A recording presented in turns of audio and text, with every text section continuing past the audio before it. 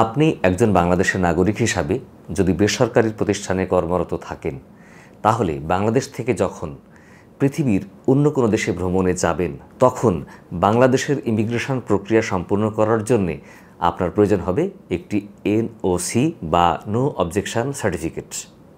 আজকে আমরা আপনাদের সামনে তুলে ধরব এই ইমিগ্রেশনের জন্যে এনওসিটা কিভাবে লিখবেন, সেখানে কী ধরনের বক্তব্য লেখা থাকবে, এসব বিষয়ে বিস্তারিত।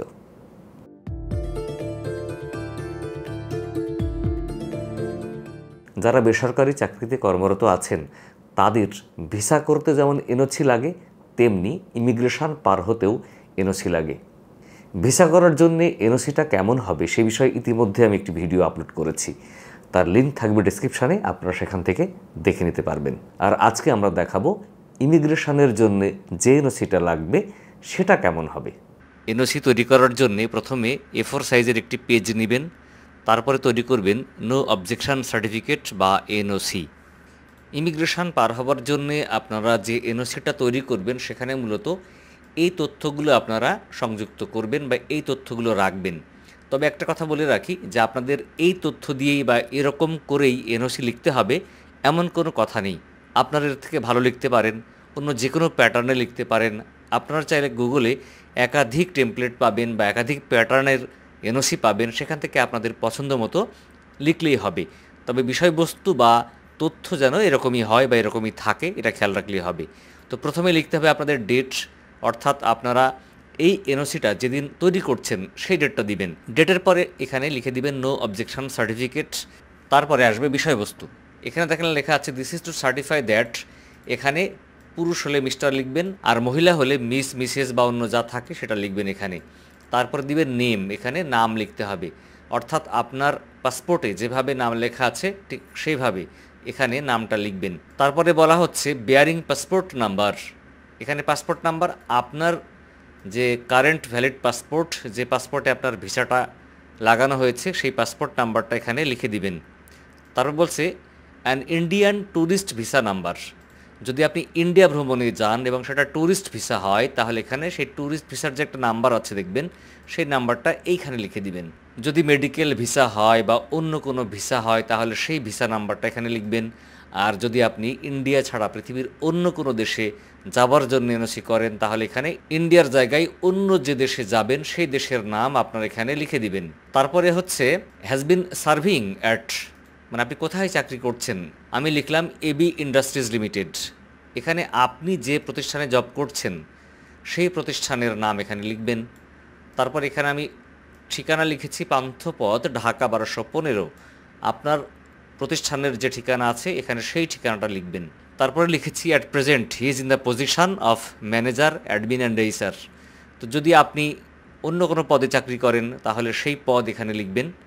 আপনি যে ডিপার্টমেন্টে যে পদে আছেন সেটা এখানে লিখে দিলেই হবে। তারপরের প্যারাতে লেখা হয়েছে he intends to travel to India. সে ভারত ভ্রমণে আগ্রহ প্রকাশ করেছে বা ইচ্ছা প্রকাশ করেছে ফর প্লেজার ট্রিপ, শান্তি বিনোদনের জন্যে বা অবকাশ যাপনের জন্যে, ফ্রম সেপ্টেম্বর 18 টু সেপ্টেম্বর 22। অর্থাৎ আপনি যে ডেটে যাবেন এখানে কিন্তু সেই ডেটটা লিখতে হবে। খেয়াল রাখতে হবে আপনার ভ্রমণের ডেটটা যেন এইটা হয়, এখানে শুরুর যে ডেটটা। আর তারপরে আপনি যতদিন থাকবেন, সেটা হতে পারে 5 দিনের, 3 দিনের, 10 দিনের, সেই ডেটটা আপনি এখানে লিখবেন যে কয় তারিখ থেকে কয় তারিখ পর্যন্ত আপনি যাবেন। তবে কোনো কারণে যদি আপনি 18 তারিখে যেতে না পারেন, সেটা হতে পারে 1 দিন বা 2 দিন পরে, এক্ষেত্রে সমস্যা হবে না। তবে ছুটির তারিখের আগেই যেন না হয় আপনার যাওয়াটা, এটা খেয়াল রাখতে হবে। তারপরের লাইনে লেখা হচ্ছে his necessary leave has been approved from our side. তার প্রয়োজনীয় ছুটি আমাদের পক্ষ থেকে অনুমোদন দেওয়া হয়েছে বা করিয়ে নিয়েছে। And has no objection to visiting India, এবং সে যে ইন্ডিয়া ভিজিট করবে তাতে কর্তৃপক্ষের বা এই প্রতিষ্ঠানের কোনো আপত্তি নেই। তো এখানে এমন হতে পারে যে অন্য দেশে যাবে, সেক্ষেত্রে ইন্ডিয়ার জায়গায় অন্য সেই দেশের নাম লিখবে। তারপরে বলা হচ্ছে we wish him all the best, আমরা তার সর্বাঙ্গীন মঙ্গল কামনা করছি। তারপর এখানে আপনার যিনি সুপিরিয়র বা আপনার যিনি এই অ্যাপ্রুভাল অথরিটি, তিনি এখানে সাইন করবেন, সিগনেচার করবেন। তার এখানে নাম থাকবে, তার ডেজিগনেশন থাকবে। সেক্ষেত্রে হতে পারে আপনার বিভাগীয় প্রধান, বা আপনি যে প্রতিষ্ঠানে চাকরি করছেন সেই প্রতিষ্ঠানের এইচআর অ্যাডমিনিস্ট্রেশন, বা হতে পারে ওই প্রতিষ্ঠানের যে ডিপোতে বা যে সেন্টারে বা যে অফিসে আছেন আপনি সেই অফিসের প্রধান এখানে সাইন করতে পারে। এবং এটা যখন কমপ্লিট হয়ে যাবে তখন প্রিন্ট দিতে হবে ওই প্রতিষ্ঠানের একটা প্যাডে। তারপর সম্ভব হলে যিনি এখানে সাইন করছেন তার একটা নামের সিল এখানে মেরে দিলে ভালো। একই সাথে যদি এখানে ওই প্রতিষ্ঠানে একটা গোল সিল দিয়ে দেওয়া হয় আরও ভালো, মানে বেশি অথেন্টিক হয় আর কি। তো এভাবে আপনারা এই প্যাটার্নে নো অবজেকশন সার্টিফিকেট বা এনওসি তৈরি করে ইমিগ্রেশন পার হতে পারবেন খুব সহজেই। এই বক্তব্যগুলি লিখে আপনারা যদি একটি এনওসি তৈরি করে নেন, তাহলে পৃথিবীর যে কোনো দেশে ভ্রমণের ক্ষেত্রে বাংলাদেশের ইমিগ্রেশন পার হতে আর কোনো জটিলতা তৈরি হবে না। তো বন্ধুরা, আজকে এই পর্যন্ত, দেখা হবে পরবর্তীতে আবার অন্য কোনো বিষয় নিয়ে। ততদিন ভালো থাকবেন। আর আমাদের চ্যানেলের সাথে থাকার জন্য অবশ্যই আমাদের চ্যানেলকে সাবস্ক্রাইব করবেন। যারা ফেসবুকে আমাদের ভিডিও দেখছেন, ভিডিও ভালো লাগলে, কাজের মনে হলে শেয়ার করে অন্যকে দেখার সুযোগ করে দিবেন। আল্লাহ হাফিজ, আসসালামু আলাইকুম।